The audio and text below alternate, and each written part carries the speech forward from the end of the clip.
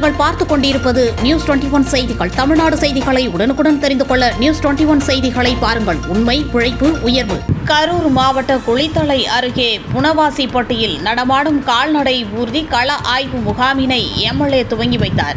கரூர் மாவட்டம் குளித்தலை அருகே புனவாசிப்பட்டியில் தமிழ்நாடு கால்நடைத்துறையின் சார்பில் நடமாடும் கால்நடை ஊர்தி கள ஆய்வு முகாம் இன்று நடைபெற்றது. இந்த முகாமினை குளித்தலை எம்எல்ஏ மாணிக்கம் துவங்கி வைத்து கால்நடைகளுக்கு மருந்து மாத்திரைகளையும் வழங்கினார். புனவாசிப்பட்டி மற்றும் அதனை சுற்றியுள்ள பகுதியை சார்ந்த கால்நடை வளர்ப்பவர்கள் தாங்கள் வளர்த்து வரும் ஆடு மாடுகளை முகாமிற்கு அழைத்து வந்து பரிசோதனை மேற்கொண்டார். பரிசோதனை மேற்கொண்ட பின் மருத்துவர்கள் கால்நடைகளுக்கு மருந்து மாத்திரைகளையும் வழங்கினார். நிகழ்வின் பொழுது கிருஷ்ணராயபுரம் கிழக்கு ஒன்றிய செயலாளர் கதிரவன், கால்நடை மருத்துவர்கள் மற்றும் பெருமக்கள், அக்கட்சி நிர்வாகிகள் அனைவரும் கலந்து கொண்டனர். நியூஸ் 21 செய்திகளுக்காக கரூர் மாவட்ட செய்தியாளர் சதீஷ்.